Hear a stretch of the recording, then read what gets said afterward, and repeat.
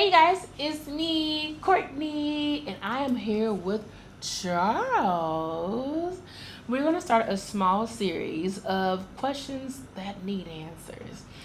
As the Ghanaian out of the group, I think that Charles could be a really great resource to us in helping us answer all the questions.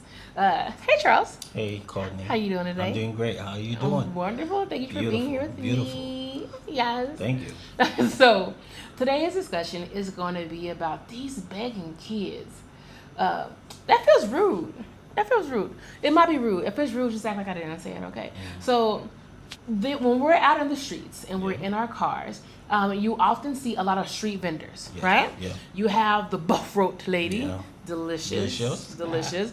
You have the catty cake. You Yes. have water, Maize. wata, maize, Drinks. everything you have. Yeah. But then also you have these children, oftentimes really small children, who walk up to your window and they do like this. And they're asking for money for food. And they're aggressive. Like, they're super aggressive. And I can't give every child in the world money for food. I wish I could. But I can't, right? Yeah, right. But you made a really good perspective on that. You said those kids actually make a crap ton of money. Yeah, they do. They do. Tell us about it. Well, most of these kids are not from here. Most of them, basically. Okay. They are from Niger. Some are from Cote d'Ivoire, different parts of Africa. Okay. You know, so they have parents that bring them here.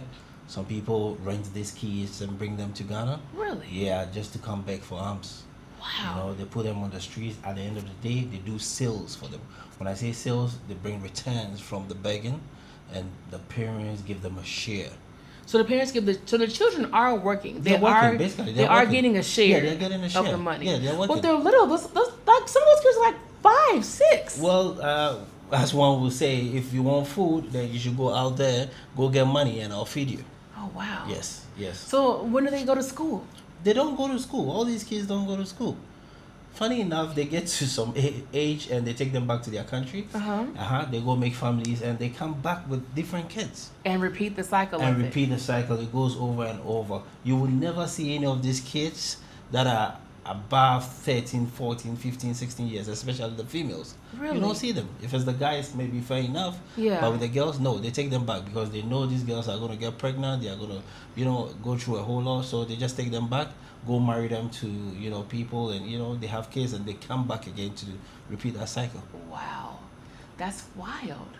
And so are they now, because as a tourist, I feel like because I see a little kid and he's saying he wants money, my heart wants to give this kid money, but I imagine that there aren't always tourists there, and also there aren't always tourists who are going to consistently provide income for them. So are Ghanaians providing for them? How are they making an income that's sustainable? I'll tell you, it's a 50-50 thing. Okay. The Muslims have this belief that, if you give, it's going to come back to you. So most of them goes to this Muslim neighborhood and try to go ask for alms.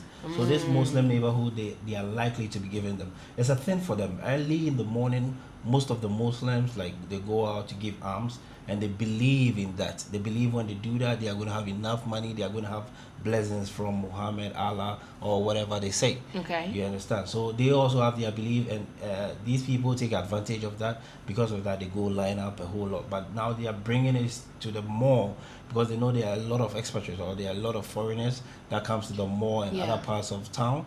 So they go there and they know they are going to make a lot of money, and they start asking for money. Wow. Okay, so let's talk about, because there was one kid that had an injury to them. You could tell that something was wrong. And you were telling me about that's how like a low earner begins to make more money. They'll actually handicap them. Yes. Some people do that.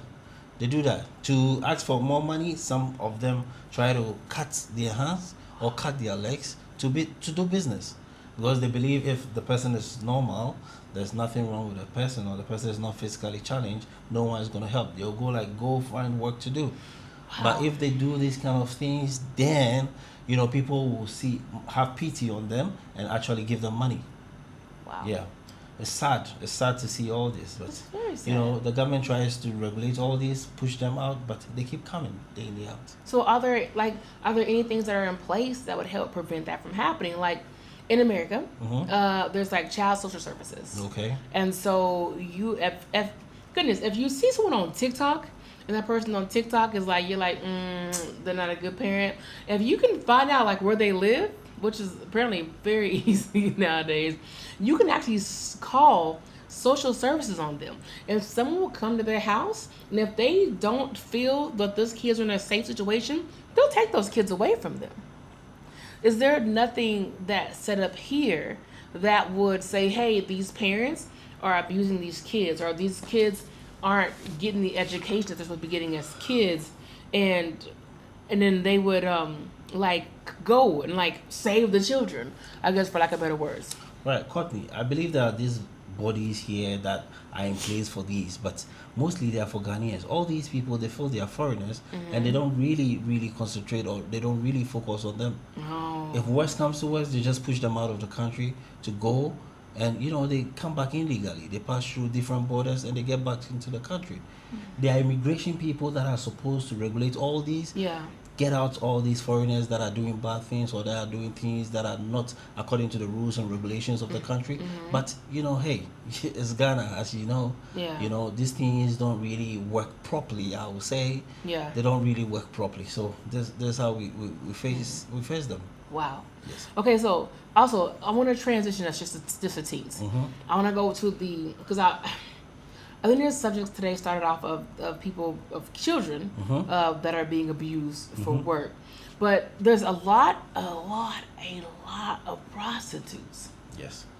A lot, and from what I'm aware of, prostitution is not a legal way of earning income here, but they're everywhere. Yeah. They're everywhere, and they don't look like they are benefiting from prostitution, right? They look like they're there by force. Can you talk to me about that? And then also, a lot of them don't look Ghanaian. Yeah. Ghanaian girls got big butts. Yeah. They got buns. A lot of these prostitutes, Yeah. they looking Nigerian. Nigerian. Thank you. I'm very surprised you noticed all that. I noticed. So, I could tell from the backside. There's a new form of business that is in town. Okay. New form of business. New as like this year, last year. Well, this thing started long ago, but now people are used to it. Okay. Especially the traffic kids from Nigeria. You understand? Yeah, kids. Some are below 18 years. They traffic them. You can see all of this in the news. The Nigerian government, they are one with the Ghanaian government, try to get some of the kids to their parents. Yeah. They promise them greener pastures because, Nigerian population is a whole lot. Okay. And, most of the people in Nigeria are suffering, most of them. Yeah. So they promise them, hey, if you come to Ghana, you're going to be happy, you're going to have a life and, enjoy, send money to your parents and all that. You don't need to be in Nigeria and suffer. And when they bring their kids here, funny enough, they lock them in a room and they say, okay, if you have sex like 10 times, 20 times, or you pay this amount of money, 20,000, 30,000, I will free you. Wait. Are these their parents that are locking them in these rooms? No, they are not their parents. They are leaders. They are gangs that go. Let's say a Nigerian can come here, see how the business is like. Okay. Go back to their country and go like, okay, I'll gather 4 small girls. All right, you guys are suffering here. Let me take you to Ghana. We'll make money. So he's convincing them, like, other families. He's like, I'll take these girls. And sometimes they convince the parents as well. They see, oh, my auntie's daughter is in. She's looking good. She just went to Ghana. Ghana is just close by. Oh, please, can you help my daughter for me? Please, can you take my daughter to give her some job and all that? So some of the parents are to blame for this. But, it's a whole lot. Yeah. If you dive in, this, they all don't know this is actually what the people are doing here. Yeah. But they get here and, most of these ladies cry, complain. If you go on the streets, try to interview all these girls, most of them want to go back. So why don't they just go back? Well, they're already into it. When they do all these things before you start, with tradition or with a voodoo belief in them, okay, they make you swear to these gods, they pour libation, they pour blood and all that. Okay. And they make you do a covenant. Okay. So with this covenant, you find it very hard to break them.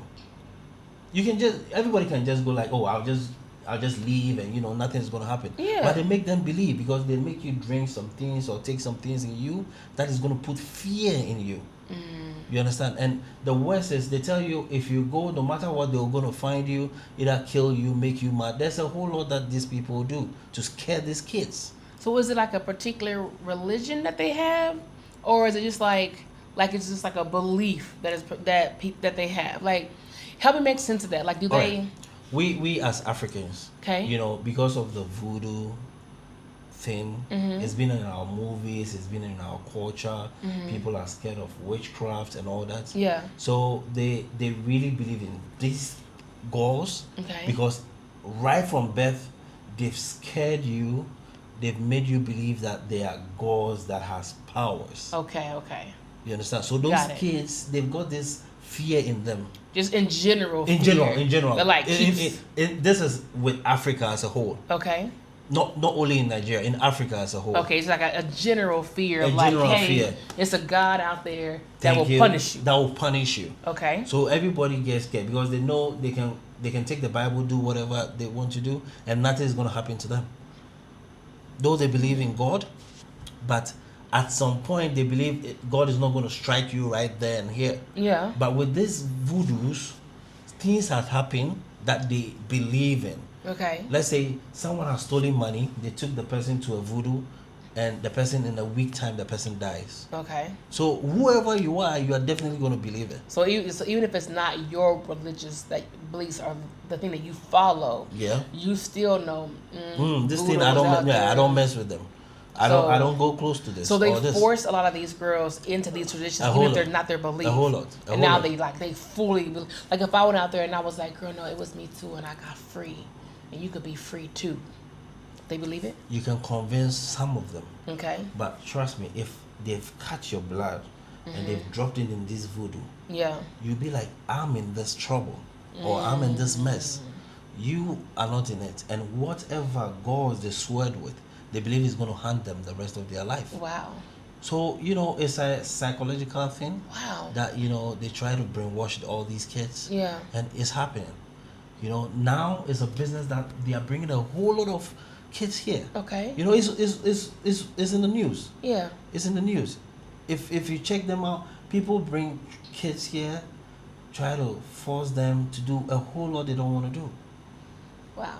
Okay. Question. Yes. So what if me, unknowing Nigerian parent, was like, my 16-year-old daughter, she's super smart, she's super beautiful, I trust her, and so if you have opportunities for her in Ghana that make her life better, take her. Okay. What if I find out that I just gave my daughter to somebody who has put my daughter in prostitution? Can I go get my daughter back? Why aren't they like give me my child back? Yes, you have to come here, know where your child is. You can come get your child. You can come get your child. No doubts about it. So all But these prostitutes that I see on the street, they don't have a phone? They have a phone. They But, can't call home? honey, the whole thing is if you believe and you get into it already, Yeah. it becomes a problem. Yeah. Because the harm has already been caused. Yeah. They've had the sex with you, they've done whatever with you, they've given you drugs and all that. So you've already putting yourself in the mess. Wow. There's nothing you can do. Wow. Okay, they can get you back, but it's going to be difficult. As Yeah. far as you've done it already, you feel like, okay, let me go along. It's just this money. Let me just pay. If I pay and I have my freedom, then that's it. Now you're done paying, you have your freedom. Now you continue to go like, okay, I need a house. I need to stay Yeah. because I can't go back. I want to make life for myself before I go back. Yeah. No one is taking care of me there. But now here, I have some freedom. Maybe I can sleep with this person and get this money, do this and get this money, Okay. and start life on my own. Then I go to Nigeria, go invest, Yeah. and I go live in Nigeria. So some people, try to test the waters and all that after, and sometimes it becomes worse. Yeah. They have to stay here forever. Some do drugs, and they get worse and worse and worse. Wow. Yeah. And where do a lot is it like a house? Like where do a lot of them stay? Because I saw when we were like in circle, Yeah. and the girls were sleeping like on the street. But if there's, are those girls different than the girls that I see that are walking up and down the street, turning Yes, around and showing my butt? totally different. Totally Okay. different. So These girls you see on the streets in Okay. Ghana, we call them the kaya girls or Kaya. kayayo. Kayayo. Yeah, kayayo is basically about carrying something Okay. from one point to the other. Yeah. They Yeah, have the pan, buckets at Amakala. yeah, yes, And they'll Amakala. hold these things I shop for. Yes. Okay, yes. okay. So those girls are basically from the north, Okay. the northern region. Northern region of Ghana. Okay. Yeah, so they come here to come hustle and all that. Okay. They migrate to Ghana to come hustle. I mean, Accra Okay. to come hustle and all that. So they are not. So they're are not prostitutes. immigrants. No, like they are not. they immigrants. live here. They live here. Okay. Yeah, but it's just that they don't have places to sleep, so they sleep by the streets. Okay. And these kids, at night, they are bad boys. Within some vicinity, they try to have sex with them and all that. But these girls are stubborn. They are very strong. Good. They are really hardworking girls. Good. They don't give chances. Okay. So these girls, we really, really like them for their hard work and all that. They will not go stand on the streets and do this. Yeah. Those kaya girls. Yeah. But rather unfortunately, they also get pregnant. They have kids. They have to stay at the roadside with the kids and all that. Yeah. So they make money. Maybe they go back to the north and all that. So it's a dicey situation. Wow. Yes. Yeah, I met a girl at the market at Makala. Mhm. I don't know her name. She did not speak. We did not have any languages between us. Okay. She had a few words in English. I had 0 words in anything else. Wow. I didn't even have like my tree, my little tree at that time. And we were at the market, and she came and she had the steel bucket Okay, the pan. Yeah. pan on her head, and I don't know what she wanted from me, but eventually Focus Yes. was like, oh, she wants to hold your belongings. Yeah. And I'm thinking, I'm not about to give my belongings to a complete and total stranger. Like, girl, yeah, let me spend all my money on stuff and give it to you. No, right? But there was something about her energy. I just liked her vibe. She felt good, and so I was like, well, girl, come on. And anytime I would get something, I would just give it to Focus, because Focus. Yeah, his assistant. I'll give it to Focus, and she did like I don't know, but even though we couldn't talk, I swear to you, she understood. Because anytime I said something like that was kind of like snarky, she'd make a face like, and she knew. Or if I was like talking head and it was funny, she laughed. Oh, cool. I'm like, I think she understand me.